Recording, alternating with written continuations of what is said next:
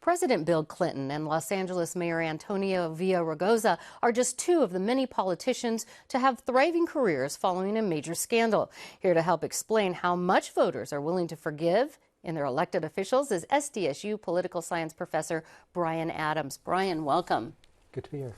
Now, one recent survey of 600 people here in San Diego finds 77% want the mayor to step down, but others say he's good for the city. Why this gap? Well, when voters decide which candidates to support, they look at three broad factors: issue stances of the candidate's character, and then party affiliation. For most voters, they use a combination of those three, and for many voters, they put a lot of emphasis on candidate characteristics. For many voters, they care more about what the candidate is like as a person than they do about the issue positions. So I think among the 77% that want to see Filner resign, many of them, even if they agree with Filner on the issues, say he should be resigned for his perceived character flaws. I think for the few people who want him to stay in office, they're more likely issue voters. They're people who care about what Bob Filner believes in and really don't focus much on Bob Filner as a person. And we've heard from some on the web and in phone calls, we've heard that, they say, I like what he did, and they can name the issues. Mm-hmm. Okay. Organized labor throughout the county has not called for the mayor to resign. They're not saying they support him. They're saying, right now, due process. Do you think their stand will change if there is a recall election?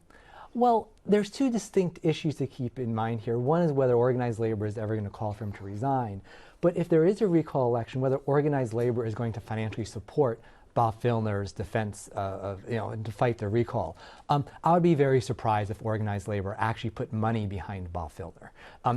They may not change their position, they may not call for him to resign, they may support him, but it would be very surprising to see them actually spending their resources on supporting Bob Filner when the public opinion polls show that he has very, very little chance of actually beating a recall, regardless of how much money. So they may be trying to stay as neutral as possible? Yeah, not neutral in a ideological sort of sense, but just sort of neutral sort of financially, of saying, well, we'll support Bob Filner, but we're not going to put our money behind him.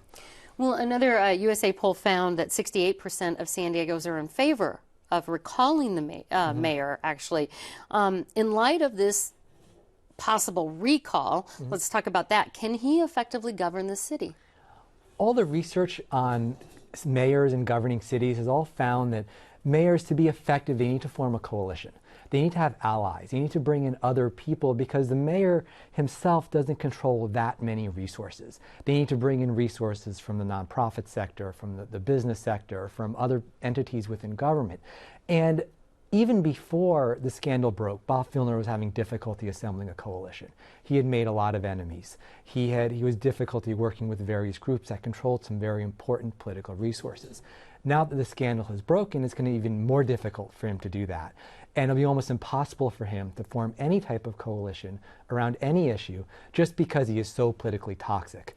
And politicians don't want to be seen as allied with them or to be working with them. So if he's seen politically toxic, let's talk about this. A lot of late night shows and the comedians have been having a heyday with this, making fun of the mayor and making fun of San Diego. And how much does this sort of publicity, if you might call it, tarnish the city's reputation, if at all? Well, I mean, the mayor is a symbolic representation of the city, and the mayor does stand for the city. And certainly, I don't know what people outside of San Diego will think about that, but certainly for San Diegans, I think that plays a role in voters' decisions. I don't think voters want a mayor who is being mocked at late-night TV shows. And I think for a lot of voters, they may say, well, I may like Bob Filner on the issues. They may even say that I'm not 100% sure that he's guilty of everything he's been accused of, but I don't want to be represented by a mayor who is ridiculed and isn't a good representation of the city, and they may vote for a recall despite otherwise supporting Bob Filner. In light of these polls and public opinion, and that's really all it is at this point, how likely do you think it is that there will be a recall election? Well, the most difficult thing is getting the signatures to get the recall on the ballot. I mean, that's the biggest hurdle. And I don't know if that's going to happen or not. It takes a lot of money, probably at least $1 million to do that, and a lot of paid signature gatherers to collect signatures in a short period of time. If a recall gets on the ballot, I have a lot of difficulty finding any way that Bob Kilner could actually beat it.